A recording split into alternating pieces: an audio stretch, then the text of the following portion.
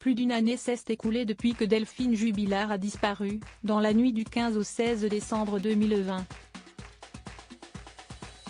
Les indices manquent pour élucider cette affaire, mais deux éléments ont attiré une grande attention. Sans corps ni scène de crime, la disparition de Delphine Jubilard tarde à être élucidée, 17 mois après cette nuit fatidique à Cagnac-les-Mines.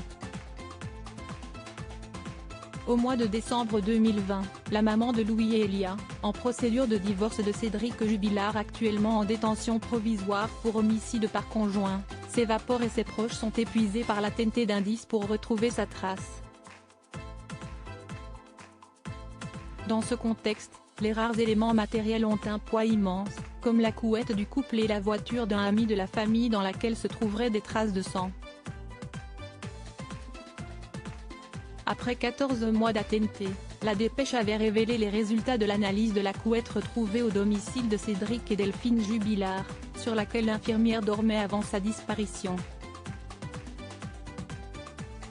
Au départ, ce drap épais avait attiré l'attention car décrit dans la machine à laver lorsque les gendarmes sont arrivés chez Cédric Jubilard après qu'il les informe de la disparition de sa femme.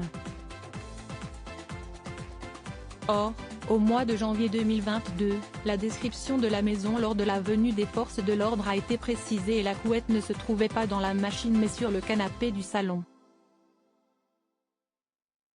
La couette a toutefois été lessivée un peu plus tard, car, ainsi que l'avait formulé Cédric Jubilard, les chiens avaient uriné dessus. Les toutes dernières expertises réalisées sur cette couverture et sur la housse de couette à rayures, à la demande des juges d'instruction, n'ont finalement aucune trace d'hémoglobine d'origine humaine. Qu'en est-il alors du sang dans le véhicule d'un proche de Cédric Jubilard? En février dernier, cette trace avait été retrouvée dans cette voiture, sur les sièges avant et dans le coffre arrière d'une Peugeot 306 blanche. Selon les analyses, ces présumées taches de sang n'ont rien à voir avec de l'hémoglobine comme l'indiquait la dépêche, après le passage du Blue Star et d'autres compléments pour détecter les éléments sanguins. Selon l'analyse des prélèvements réalisés par les gendarmes, il s'agissait plutôt de fluides biologiques, notamment de la sueur. D'autres expertises ne sont toutefois pas en la faveur du mari de l'infirmière de nuit du Tarn. Les lunettes qu'elle portait pour regarder la télévision avec son fils le soir de sa disparition ont bien été brisées par une force extérieure. Le jeune enfant avait par ailleurs certifié avoir entendu ses parents se disputer ce soir-là. Enfin, l'expertise psychiatrique du peintre plaquiste de 34 ans le présente comme un homme vivant très mal l'échec de son mariage.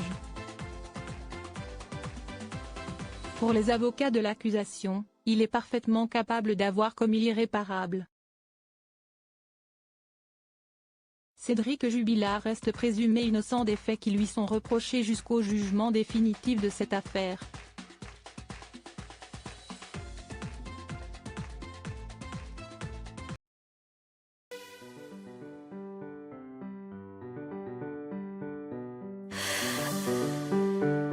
나